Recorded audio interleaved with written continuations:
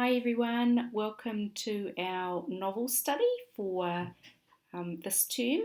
It's called Danny, the Champion of the World, and it's written by Roald Dahl. You might have read or heard of some other stories from Roald Dahl, like The BFG and James and the Giant Peach, and I hope you enjoy listening to this one as well. The first chapter in Danny, the Champion of the World is called The Filling Station. When I was 4 months old, my mother died suddenly, and my father was left to look after me all by himself. This is how I looked at the time. Picture of them as a little baby. Danny as a baby. I had no brothers or sisters, so all through my boyhood, from the age of 4 months onward, there were just the two of us, my father and me. We lived in an old gypsy caravan behind a filling station. My father owned the filling station and the caravan and a small field behind, but that was about all he owned in the world. It was a very small filling station on a small country road surrounded by fields and woody hills. And there's a picture, this one here, of where they lived behind the filling station. That's a petrol station for filling up cars. While I was still a baby, my father washed me and fed me and changed my nappies and did all the millions of other things a mother normally does for her child. That is not an easy task for a man, especially when he has to earn his living at the same time by repairing motor car engines and serving customers with petrol. But my father didn't seem to mind. I think that all the love he had felt for my mother when she was alive, he now lavished upon me. During my early years, I never had a moment's unhappiness or illness, and here I am on my 5th birthday. And there is a picture of him on his 5th birthday. I was now a scruffy little boy, as you can see, with grease and oil all over me, but that was because I spent all day in the workshop helping my father with the cars. The filling station itself had only 2 pumps. There was a wooden shed behind the pumps that served as an office. There was nothing in the office except an old table and a cash register to put the money into. It was one of those where you pressed a button and a bell rang and the drawer shot out with a terrific bang. I used to love that. The square brick building to the right of the office was the workshop. My father built that himself with loving care, and it was the only really solid thing in the place. We are engineers, you and I, he used to say to me. We earn our living by repairing engines, and we can't do good work in a rotten workshop.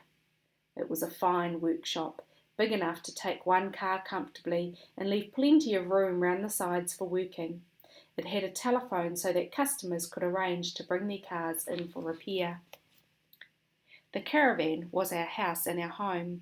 It was a real old gypsy wagon with big wheels and fine patterns painted all over it in yellow and red and blue. My father said it was at least 150 years old. Many gypsy children, he said, had been born in it and had grown up within its wooden walls. With a horse to pull it, the old caravan must have wandered for thousands of miles along the roads and lanes of England. But now its wanderings were over, and because the wooden spokes and the wheels were beginning to rot, my father had propped it up underneath with bricks. There's a picture of the caravan, gypsy caravan that they live in. There was only one room in the caravan, and it wasn't much bigger than a fair-sized modern bathroom. It was a narrow room, the shape of the caravan itself, and against the back wall were 2 bunk beds, one above the other. The top one was my father's, and the bottom one mine.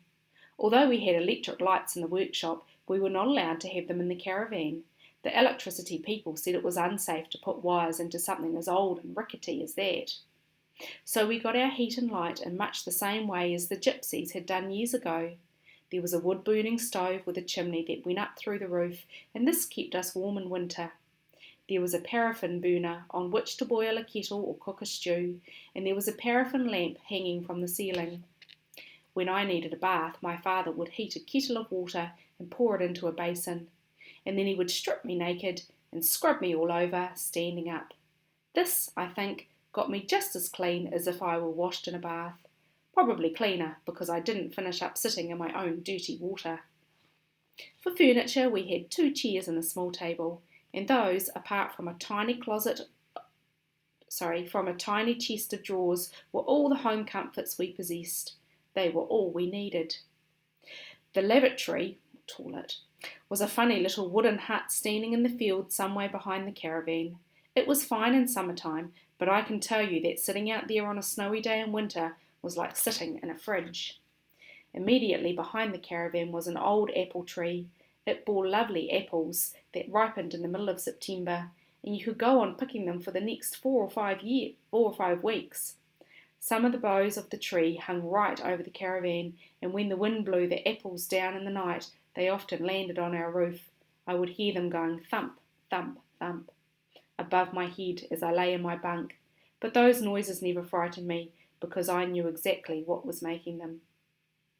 I really loved living in that gypsy caravan. I loved it especially in the evenings when I was tucked up in my bunk and my father was telling me stories. The paraffin lamp was turned low and I could see lumps of wood glowing red hot in the old stove, and wonderful it was to be lying there snug and warm in my bunk in that little room. Most wonderful of all was the feeling that when I went to sleep, my father would still be there, very close to me, sitting in his chair by the fire or lying in the bunk above my own.